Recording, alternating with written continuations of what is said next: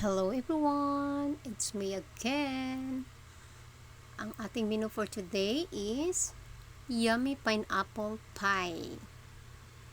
Napakasarap na pineapple pie. Ay mag-ano lang po tayo dyan ng 800 grams na pineapple. Ayan, lulutuin natin siya. Then sa kawali, patutunawin natin siya na mag-produce lang ng sauce niya, yung katas ni pineapple. Tapos lagyan natin ng sugar. Yan. Ay, may ano lang natin, dahan-dahan lang din ng apoy. Dahan-dahan lang natin ng apoy ha, na sa medium na ang ating apoy niyan. Hanggat matunaw ng konti, yung ninimpis lang ng konti yung ating pineapple dyan. Tapos pag nagkaroon na siya ng juice, ayan, doon na natin ilagay yung starch. So ayan na po, nag-ano na tayo ng 3 cups of flour para sa ating crush. Ayan na po, 3 cups flour lang ang ating kailangan. Lagyan natin ng a pinch of salt. Tapos lagyan din natin yan ng butter. So yun lang naman yun a pinch of salt, butter, and flour. Yan lang ang kailangan natin pagdating sa crush, kasi hindi kailangan umalsa ang ating crush, kasi mas masarap yung ganyan, butter lang, walang pampaasa. Napakaganda ng texture no. Tapos kapirasong milk, ayan, kapirasong milk lang, hindi mo hinunid na madaming milk, kunti lang talaga, as in 3 tablespoon lang ng milk ang need mo dyan. Then 3 eggs, ayan, 3 eggs po ang ating ilalagay dyan sa ating mixture ng crush no. Ito na po yung ating crushed recipe. Ayan po, masahin nyo na lang. Ayan, masahin na ang ating dough crushed. Ayan, nilagpin. Then after nyan, i-oven natin yan ng mga 15 minutes. Kailangan natin lutuin para hindi mahilaw, kasi papatungan natin ng filling, diba?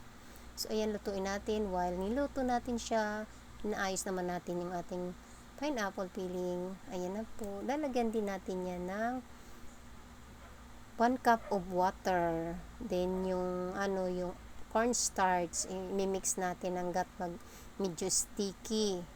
Ayan. Tatansyahin nyo na lang po yung pagka-sticky niya, no? Kasi palalamigin natin yan bago natin ilagay doon sa crust niya. Ayan. So pag nagluto kayo, tansyahin nyo lang kung anong sticky meron siya. Basta tansyahin nyo lang para okay siya pagdating sa crush. Ayan na po siya. Lalagay na natin. Hindi po siya kailangan super sticky ha. Kailangan medyo may pagkalapot lang. Ayun. Yan na po yan. Tapos, yan. Ganun lang yan. Masarap talaga ng aamoy niyan. Maaroma yung niyan. So, lagyan na natin siya ng cover, no? Na crush. Top crush. Ilagay na natin yung top crush. Ayan. Na. Masarap po yan. Try nyo talaga yan. Napakayami. Ilalagay ko rin naman po ang ating dyan, yung crush na recipe and then yung filling recipe, no? Ilalagay natin para makita nyo kung gusto nyo i-try. So, yan na po. Ayan. Ilalagay natin sa oven after nito. Opo.